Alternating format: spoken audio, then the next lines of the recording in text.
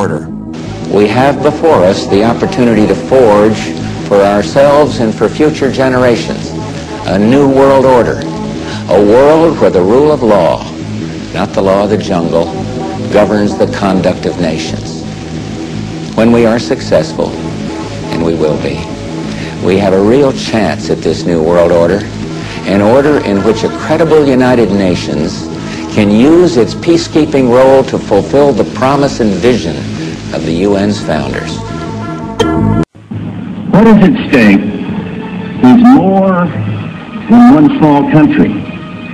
It is a big idea, a new world order, where diverse nations are drawn together in common cause to achieve the universal aspirations of mankind: peace and security, freedom, and the rule of law. Out of these troubled times, our fifth objective, a new world order, can emerge. Now we can see a new world coming into view. A world in which there is a very real prospect of a new world order. The Council on Foreign Relations, known as the CFR, an organization publicly sworn to destroy American national sovereignty and usher in a tyrannical world police state, could not contain their glee on September 12th, the day after the tragic attack. They announced their New World Order. There is a chance for the President of the United States to use this disaster to carry out what his father, a phrase his father used, I think, only once, and hasn't been used since, and that is a new world order. The terrorists attacked us and killed 3,000 of our citizens before we started the freedom agenda in the Middle East. They were... What did Iraq have to do with what? The attack on the World Trade Center. Nothing, except for it's part of, and nobody's ever suggested in this administration. He said there were three main reasons for going to war in Iraq: weapons of mass destruction, the claim that Iraq was sponsoring terrorists who had attacked us on 9/11, and that Iraq had purchased nuclear materials from Niger. All three of those turned out to be false. First, just if I might correct a misperception, I don't think we ever said, at least I know I didn't say, that there was a direct connection between September the 11th and Saddam Hussein. We did say that he was the state sponsor of terror. I was very careful never to say that Saddam Hussein ordered the attacks on America. Then that must have been a different George W. Bush who gave the State of the Union address on January 28, 2003. Saddam Hussein aids and protects terrorists, including members of Al-Qaeda. Secretly and without fingerprints, he could provide one of his hidden weapons to terrorists or help them develop their own.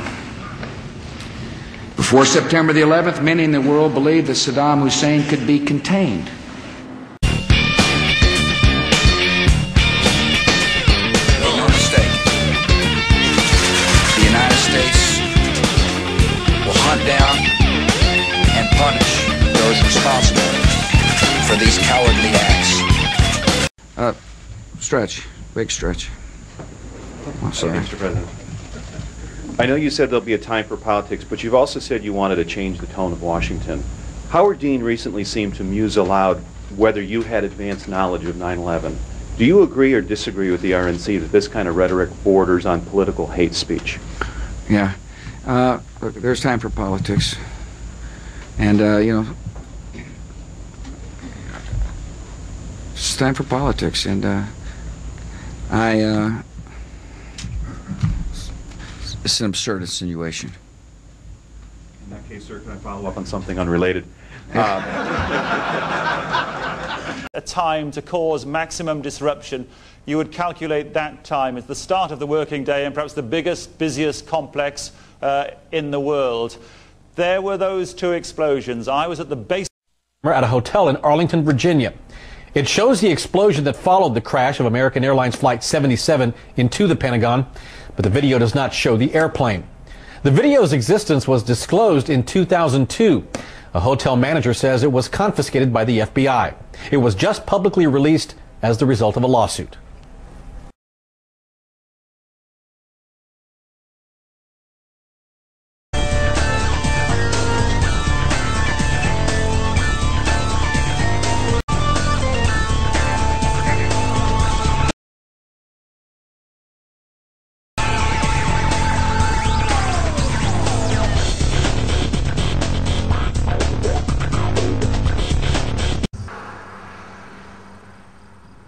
standing there watching on TV, and the lights flickered in the building.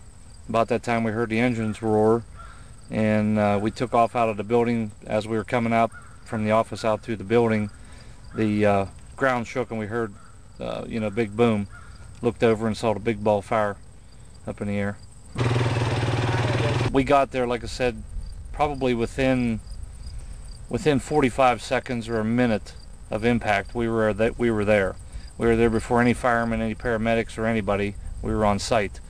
When we got there was a plane flying up above, and he was smart. He flew straight for the sun, so you couldn't look at it and see exactly what type of plane or if it was a fighter or what it was. But we caught a glimpse of it, and as he was swinging, he was basically traveling in the same direction as the plane. I was in Atlanta, and that was this past winter. Was in Yamaha training, and I was sitting there talking. Everybody, of course, asked where you're from, introduce yourself to everybody in the classroom, and of course now we just say Shanksville, where the plane crashed, and everybody knows where we're at. So I was sitting there talking to another guy, and I was telling about, he said, did you see the plane crash and whatever, was you there or anything? And I told him the whole story. And I was explaining to him about whenever we were standing in the office and the lights flickered and everything, and there was another gentleman sitting in the row in front of me that was retired from the Air Force. And as soon as he heard me say that, he immediately stopped me and he said, tell me this. And I told him, and he says, well, I'm retired from the Air Force. He said, that plane was shot down. And I said, why? And he said, because whenever the lights flickered, they zapped the radar frequency on everything before they shoot. And he said, that's why your lights flickered. Your lights didn't flicker from the impact. Your lights flickered because they zapped the radar system before they shot it. Scientists created this temperature map of the rubble 5 days after the collapse. Obviously, the rubble would be cooler after 5 days. Also, firefighters sprayed water on the rubble during those 5 days. However, one location in the rubble of Building 7 was above the melting point of aluminum, and so was one location in the rubble of the South Tower. How can a building fall down and 5 days later the pieces are hot enough to melt aluminum? The presidents of 2 different companies that were cleaning up the area told Christopher Bolin that steel had melted at the bottom of the basements in the towers and Building 7. These incredible temperatures are more evidence that explosives were used. Explosives create very high temperatures. The extreme heat created by the explosives in the basements had nowhere to go since it was deep underground, and so it melted some of the steel. I rise in opposition of this bill, but I would like to clarify something. We're not trying to scare kids. This president's foreign policy is what's scaring the kids of this country. And that people have said today, why are people believing this? Why are people believing this big internet hoax? Well, it's the same people that told us Saddam Hussein had something to do with 9/11.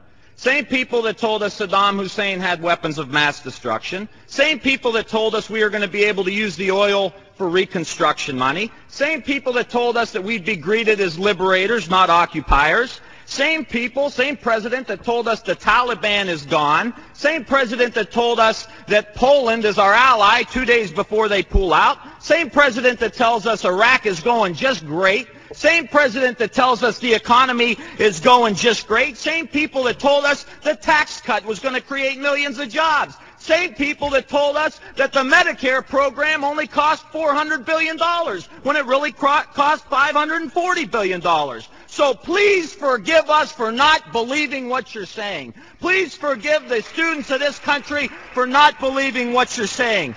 Not one thing about this war that has been told to the American people or that has been told to these college students has been true. Not one thing. Bremer says we need more troops. The Pentagon says we need more troops. And this president can't get them from the international community. There's only one option left. Let's be honest with the American people. I yield back the balance.